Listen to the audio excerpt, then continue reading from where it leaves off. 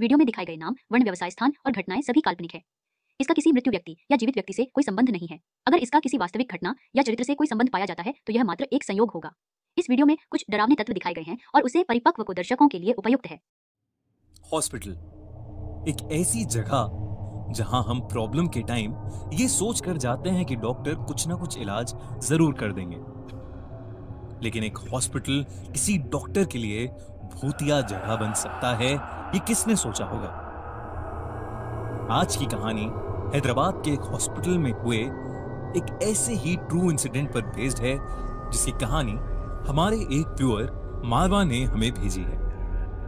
26 साल की डॉक्टर मारवा सामत एमबीबीएस की इंटर्नशिप के चलते नाइट ड्यूटी के लिए पोस्टेड थी।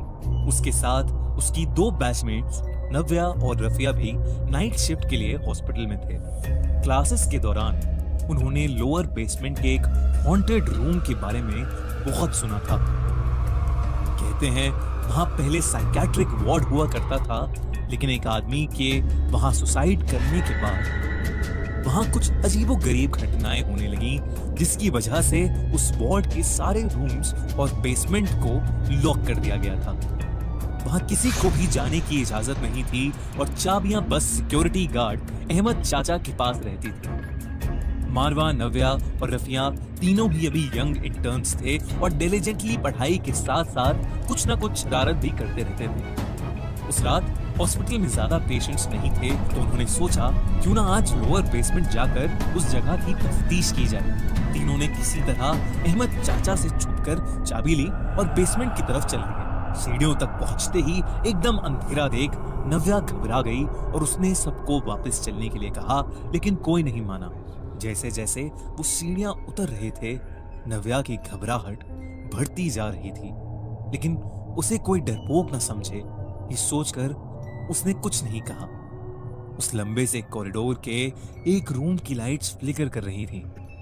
तीनों घबराते हुए रूम तक पहुंचे। हर तरफ वो जगह बंद होने के बावजूद उस कमरे के आसपास बहुत जोरों से हवा चल रही थी। नव्या को उस कमरे की एक खिड़की के रिफ्लेक्शन में पंखे से लटका एक आदमी दिखा और वो जोर से चीख पड़ी। उसके चीखते ही मानो वो आदमी गायब हो गया। मारवा और रफिया उसके डर को देखकर जोर जोर से हंसने लगे और नव्या उन्हें फिर से कुछ नहीं बोल पाई। वो दोनों कमरे के और अंदर जाने लगे, लेकिन नव्या को अचानक बहुत ज्यादा ठंड लगने लगी और वो कमरे के बाहर चली गई।